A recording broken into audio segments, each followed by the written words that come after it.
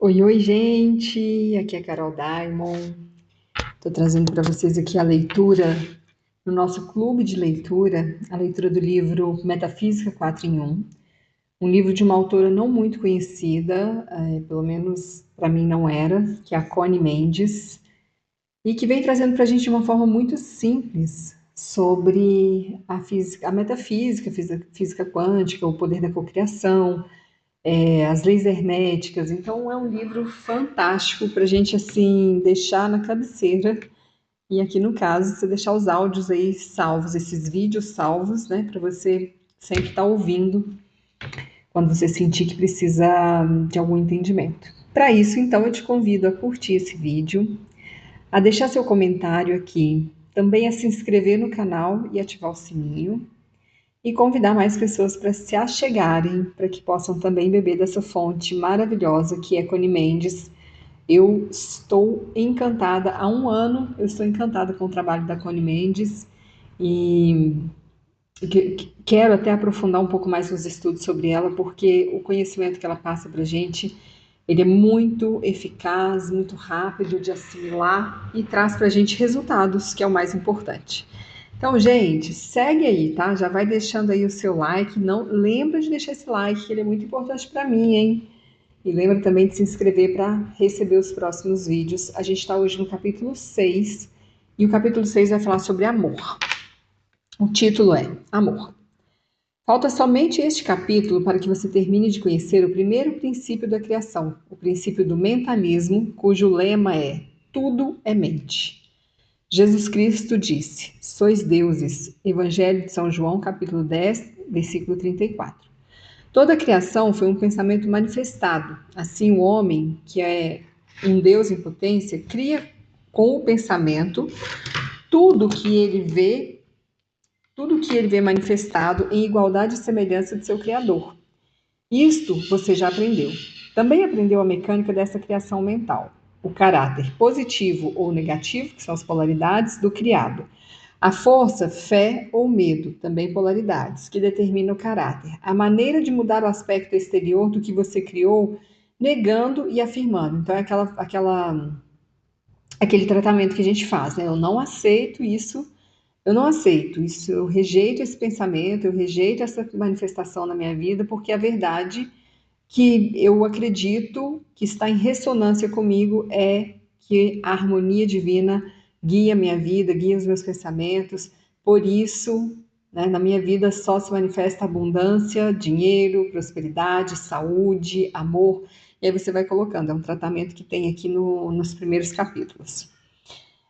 O poder da palavra, que é o pensamento falado, a palavra é o pensamento falado, né, verbalizado, e, portanto, confirma as ordens que você deu com seus pensamentos.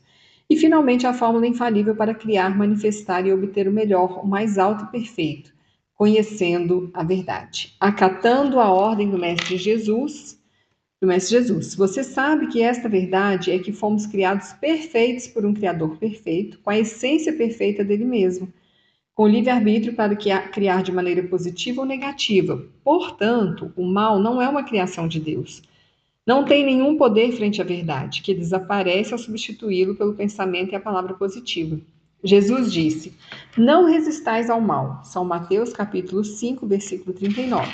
Ou seja, que dominemos o mal com o bem. A única verdade é o bem. O que existe é só harmonia divina, só existe bem. Porque se Deus é perfeito, né, o que existe é a luz. O que é a escuridão? É a ausência da luz. Eu estava pensando muito sobre isso outro dia, e para mim esse pensamento fez muito sentido, que é assim, quando você está sentindo calor, você pode. Meu Deus, deixa eu lembrar desse pensamento. Foi um pensamento tão assim significativo que trouxe para mim uma clareza na hora, mas você só vai gerar, você vai conseguir se refrescar. Se você entrar na água, se você pegar né, entrar num ar-condicionado, num ventilador, você consegue se refrescar. Portanto, se você sentir frio, Você vai conseguir se aquecer. Gente, que raiva de não lembrar da lógica desse pensamento. Você vai ter que se aquecer cobrindo, né, com a energia da luz, do calor. Mas eu não lembro exatamente. Você vai gerar o calor no seu corpo. Eu vou até o final, eu vou ver se eu consigo me lembrar desse pensamento, porque ele fez muito sentido. Deixa eu só pensar uma outra coisa aqui da luz. Quando você está na luz, você só consegue vivenciar a escuridão se você. Nossa, gente, foi um pensamento bom. Eu não vou lembrar a lógica, então não adianta eu ficar aqui pensando. Eu vou ficar enrolando, mas eu lembrando aqui, eu deixo para vocês, tá? Porque na hora fez um todo do sentido essa questão do frio, ele é simplesmente a ausência do calor, né? Que a temperatura é uma só. Então, você pegar uma régua, uma escala, né? A temperatura é uma só. De um lado a gente tem calor, do outro tem o frio. E na hora o que eu pensei assim, o que é verdadeiro é o calor, porque o frio. E aí eu não estou conseguindo acessar esse pensamento, sabe? Então depois eu passo para vocês o porquê que eu pensei que, né, o verdadeiro é a luz, a verdade é o calor, a verdade é o amor. Eu polarizei trouxe de uma ponta para o centro. Estão conseguindo entender o raciocínio? Apesar de eu não ter conseguido explicar, né? Estou querendo trazer aqui esse pensamento de que o que existe é o bom, é a bondade, é o bem, é a harmonia. O que entra no campo e que está em desordem, desarmônico, como, por exemplo, no campo da saúde entra a doença, que é uma desordem, ela não é uma verdade, ela não é divina, não é uma verdade divina. Porque o Criador, ele só pode produzir saúde, é o que a Connie Mendes fala até no início do livro.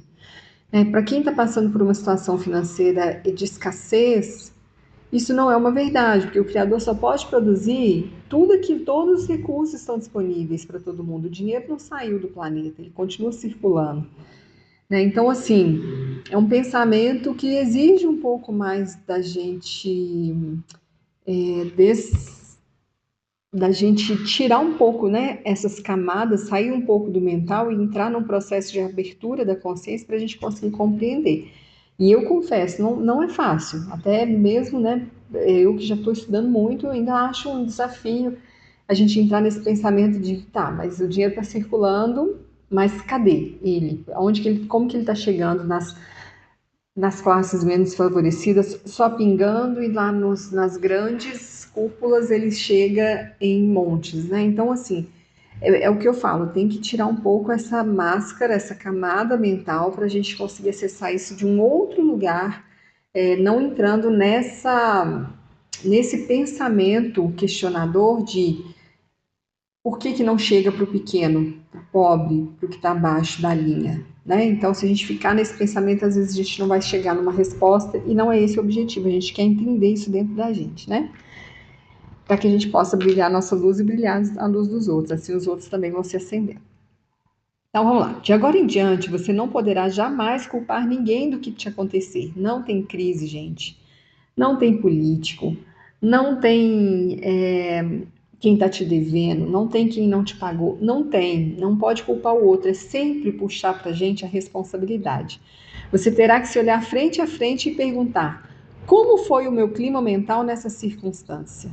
Eu sou danada para falar, nossa, mas eu tô apertada. Esse mesmo, então, eu tô falando isso o tempo inteiro, eu tô apertada. E hoje eu já me corrigi, eu falei, não vou falar mais isso. Gente, com tanto estudo, com tanta bagagem, sabendo do que eu sei, é proibido que eu fale uma frase assim, tão limitante, né? Então, a gente se colocar, por que eu tô me colocando? Como foi, olha a pergunta, como foi o meu clima mental nessa circunstância? Foi positivo ou negativo? Como que eu estava para chegar nesse lugar que eu cheguei? Uhum, aí a gente chama para a gente a responsabilidade. Eu senti fé ou medo? Quais os tipos de decretos lancei com as minhas palavras? Pelos seus frutos o conhecereis. Então, essa aqui é a verdade que ela fala, né? Conhecereis a verdade. Pelos seus frutos o que conhecereis. Deixa eu marcar isso aqui, porque isso aqui é super importante, essas perguntas aqui, ó. Isso aqui é um tratamento também, tá? A gente tem que fazer essas perguntas, que é muito importante. Você terá que ser sincero e responder a verdade. Você está feliz com o que está vendo? Ou te desagrada? Você dirá. Em metafísica cristã, dizemos que Deus tem 7 aspectos: amor, verdade, vida, inteligência, alma, espírito e princípio. Todos estes aspectos são estados invisíveis mentais. Não podemos vê-los nem tocá-los, mas sentimos e apreciamos seus efeitos. Existem, atuam, são reais, são coisas e nenhum se pode negar. Amor se chama ao caráter de Deus. O primeiro aspecto de Deus, primeiro é o amor, né? Amor, a energia do amor é poderosíssima. É a força mais potente de todas as forças e a mais sensível. Poucas pessoas sabem o que realmente é o amor. A maioria crê que é aquilo que se sente pelos pais, filhos, esposos, namorado, etc. Afeto, carinho, atração, antipatia e ódio são diferentes graus de uma mesma sensação. O amor é muito complexo e não se pode definir com uma só palavra. Mas já que nem nosso planeta se entende por amor, a sensação, e essa é somente a pequena borda exterior do amor, tratemos de aproximar a sensação o mais que se possa ao amor, para começar a compreendê-lo. O ponto central na escala, que vai desde o ódio até o sentimento que chamamos aqui de amor, é a tolerância e a boa vontade. E o que a gente mais está precisando hoje em dia? Gente, tolerância. Né? A gente está muito intolerante, muito radical com as coisas, então trazer essa tolerância para o nosso dia a dia. Parece uma contradição, mas quando se ama muito, muito ou demais, falta tolerância e boa vontade. Quando se odeia, falta tolerância e boa vontade. Ou seja, tanto o excessivo amor como o excessivo desamor é a negação da tolerância e da boa vontade. Jesus disse: paz aos homens de boa vontade, o qual implica que o que se passa daí não traz paz. A paz está no centro, o perfeito equilíbrio, nem de mais nem de menos em tudo. Todos os excessos ainda, o excesso de bem, excesso de dinheiro, de amor, de caridade, de oração, de sacrifício, eles desequilibram o peso da balança. Então, nenhuma ponta, gente, não é ir para os extremos, não é trazer o extremo para a nossa vida. Porque o extremo ele está muito próximo da outra ponta. Então, todo o excesso, seja de amor ou de ódio, eles estão ali se tocando. Tanto que eles falam, né, que o contrário de amor não é o ódio, é a indiferença. Porque o ódio está muito próximo do amor, ele é o amor, o ódio é o amor polarizado no amor, né? Então, veja se vai fazendo sentido. Então, fala aqui, né, para a gente desequilibram a balança, eles pendem para um dos lados e tiram a paz. Né? Então, a balança fica em desequilíbrio. Quando o Gênesis diz: de todos os frutos do paraíso podeis comer, salvo do fruto da árvore da ciência do bem e do mal, se refere a isso precisamente. O tronco da árvore simboliza o centro, o equilíbrio. O tronco da árvore simboliza o equilíbrio. Os ramos partem deste centro, desprendendo-se para os lados, produzindo frutos. Alguns se manifestam bons, outros maus, e simbolizam os extremos. Assim, o fruto proibido, que tanta tribulação causou ao mundo, não é outra coisa que os extremos. O excesso em todos os aspectos. Pois Deus, que tudo criou, declarou toda a sua obra boa. Leia-o em Gênesis, tudo foi bom. E somente menciona a palavra mal com respeito ao excesso. Um parêntese para recomendar que leia e medite no capítulo de Eclesiastes, que começa: tudo tem o seu tempo, na Bíblia. Tá? Eclesiastes, o capítulo que começa: tudo tem o seu tempo. É uma recomendação dela para a gente ler. Mas voltemos ao amor. Aquelas mães que dizem amar tanto seus filhos que não lhes permite separar-se do ninho, nem casar, nem atuar independente delas quando já são homens e mulheres maiores de idade, não amam. São egoístas e o que sentem é desejo de possessão. Aquelas namoradas ou esposas que sofrem torturas de ciúmes igualmente também não amam, né? Estes tipos de amor não são outra coisa que excesso de sentimento, ultrapassam a medida e, portanto, vão além da tolerância e da boa vontade. Geralmente, o excesso de sentimento, que há falta de desenvolvimento da inteligência, isso sem dúvida causará indignação nas pessoas que enchem a boca dizendo-se muito sentimentais. A ninguém lhe agrada que o outro lhe descubra a sua falta de inteligência. mas podem comprovar. O excesso de emotividade, como todo excesso, é mau. E é prova de que falta o que lhe faça contrapeso. O excesso de calor, por exemplo, se equilibra com igual quantidade de frio para ser suportável ou desagradável. A inteligência é fria, a emoção é quente. Então, aqui tá vendo? A inteligência é fria, a emoção é quente. Já está mostrando ali, né, como que essas duas coisas se unem. Uma grande capacidade emotiva é uma qualidade magnífica e muito desejável, sempre que esteja equilibrada com igual capacidade intelectual. Então não adianta muito a gente ser totalmente emotiva, né, e não ter capacidade intelectual, e a mesma coisa, não adianta você ser totalmente intelectual e faltar emoção. Isto é o que produz os grandes artistas, mas o artista tem a sua arte para verter toda a sua potência emotiva. Por outro lado, a pessoa exageradamente emotiva e com pouco desenvolvimento intelectual verte toda a sua paixão nos seres humanos que a rodeiam. Pretende atá-los e que cumpram a sua vontade. Aquelas pessoas que querem tudo, né? Todo mundo se engrudar. O remédio para a excessiva emotividade é pensar e refletir muito, sobretudo meditar durante um tempo e diariamente na inteligência divina. Começando por perguntar-se: que coisa é a inteligência? Pensando em que tudo contém inteligência no universo, as plantas, os animais, etc., e terminando por afirmar: eu sou inteligente com a inteligência de Deus, mesmo já que sou criado da mesma essência do Criador, pela inteligência com a inteligência e da inteligência de Deus. Vou ler de novo. Que coisa é a inteligência? Pensando em tudo que contém inteligência no universo, as plantas, os animais e etc. E terminando por afirmar, e aí você vai fazer essa afirmação. Então você vai perguntar que coisa é inteligência, e aí você vai lembrar de tudo que tem inteligência, tudo tem inteligência, né? As plantas, animais, a gente, as águas. E aí você afirma: eu sou inteligente com a inteligência de Deus mesmo, já que sou criado da mesma essência do Criador. É pela inteligência, com a inteligência e da inteligência de Deus. Aos poucos dias de repetir esse tratamento, se notará uma mudança na elasticidade e acuidade mental. E somente com uma semana de exercício se aprecia a transformação na forma de amar aos demais. Uma serenidade, uma generosidade peculiar que nunca se imaginaria capaz de expressar. Ao mesmo tempo, se nota uma mudança total nos demais para com você, isso se deve ao que somos indivíduos, ou seja, indivisíveis. E o que afeta um, afeta a todos. O degrau que você subir ajuda toda a raça. E é mesmo, viu? Porque você impacta a vida de um, que vai impactando a vida de outro. Uma vez minha irmã me falou que uma pessoa, ela influencia 7 pessoas à sua volta. E essas 7 pessoas mais, cada uma 7, né? Então 49, e por aí vai. Então cresce-se muito rápido quando você traz luz para uma pessoa, você está levando luz para muita gente, né?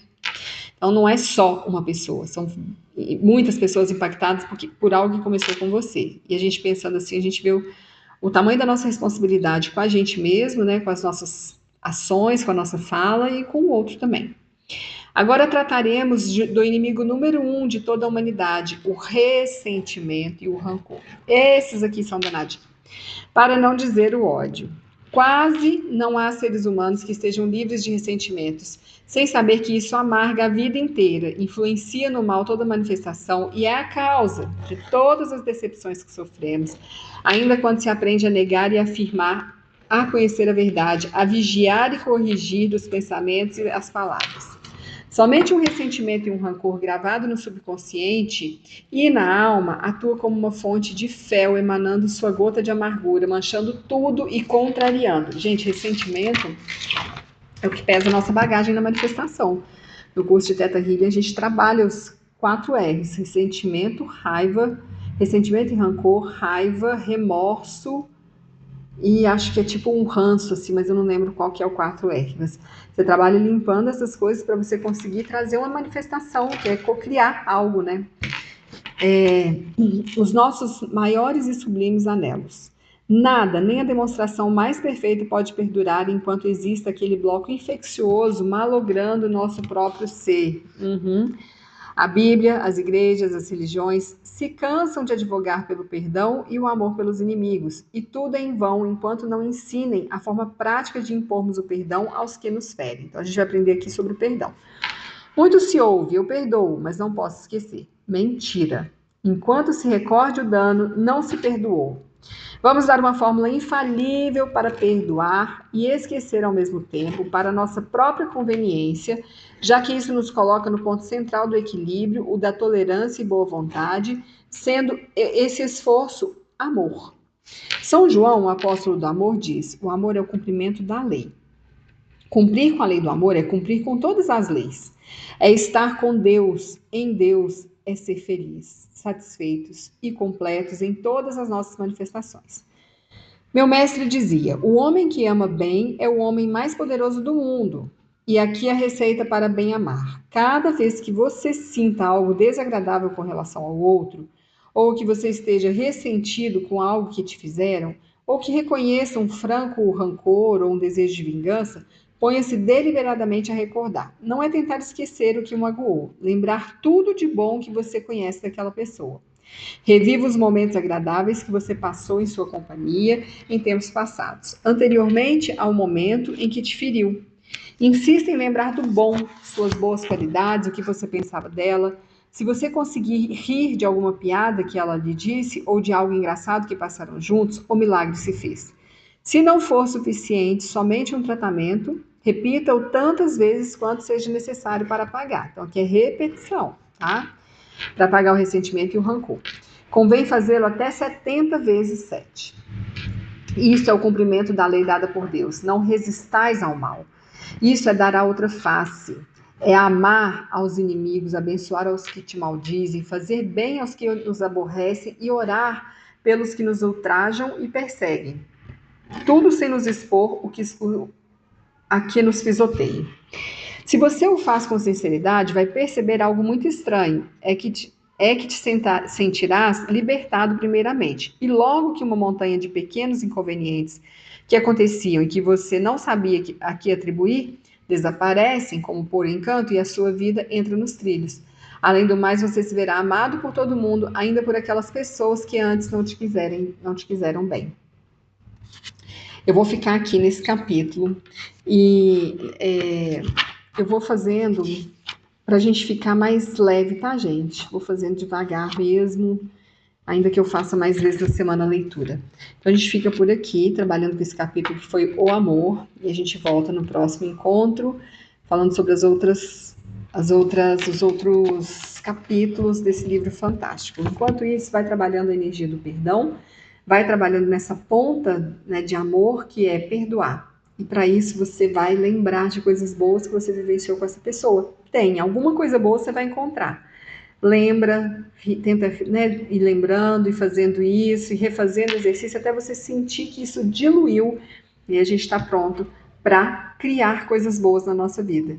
E vou falar para vocês, muitas vezes a gente quer segurar esse remorso, esse rancor, como se fosse uma coisa assim, mas ele fez, mas ela fez isso, eu não posso só perdoar. E isso, gente, é o nosso ego.